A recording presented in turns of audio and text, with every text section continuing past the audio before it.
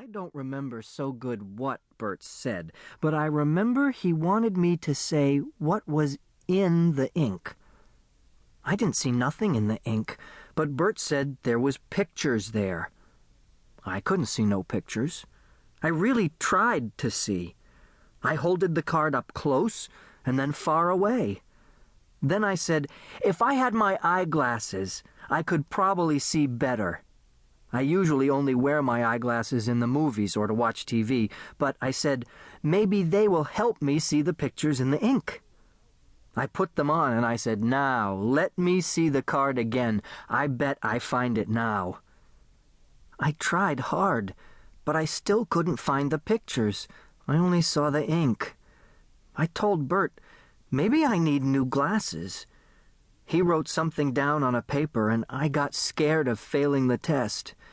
So I told him it was a very nice picture of ink with pretty points all around the edges.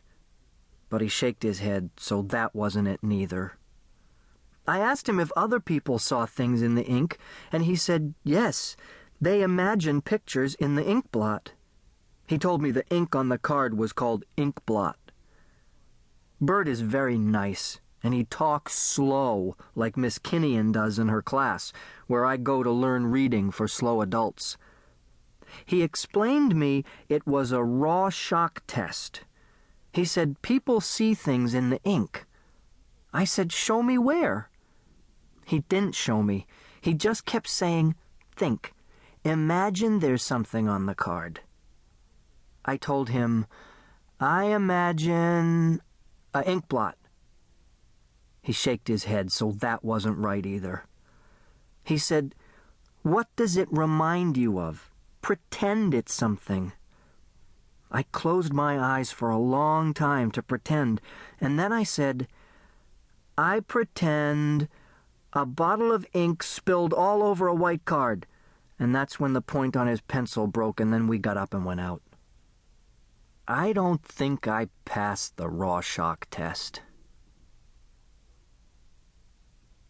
Third progress report. March 5. Dr. Strauss and Professor Niemer say it don't matter about the ink on the cards.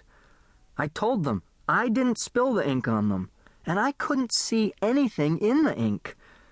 They said maybe they'll still use me. I told Dr. Strauss that Miss Kinnian never gave me tests like that, only writing and reading. He said Miss Kinnian told him I was her bestest pupil in the Beekman School for Retarded Adults, and I tried the hardest because I really wanted to learn. I wanted it more even than people who are smarter even than me. Dr. Strauss asked me, how come you went to the Beekman School all by yourself, Charlie? How did you find out about it? I said, I don't remember.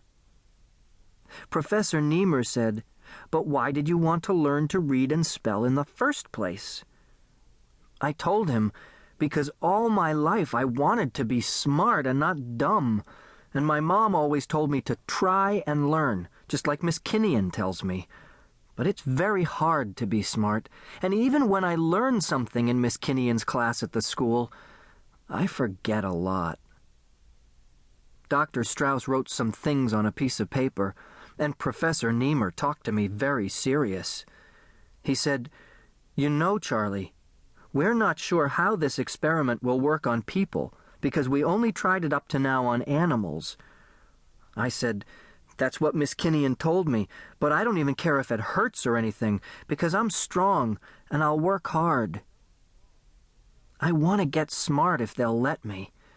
They said they got to get permission from my family, but my Uncle Herman, who used to take care of me, is dead, and I don't remember about my family. I didn't see my mother or father or my little sister Norma for a long, long, long time. Maybe they're dead, too. Dr. Strauss asked me where they used to live. I think in Brooklyn. He said they'll see if maybe they can find them. I hope I don't have to write too much of these progress reports, because it takes a long time and I get to sleep very late and I'm tired at work in the morning. Gimpy hollered at me because I dropped a tray full of rolls I was carrying over to the oven. They got dirty and he had to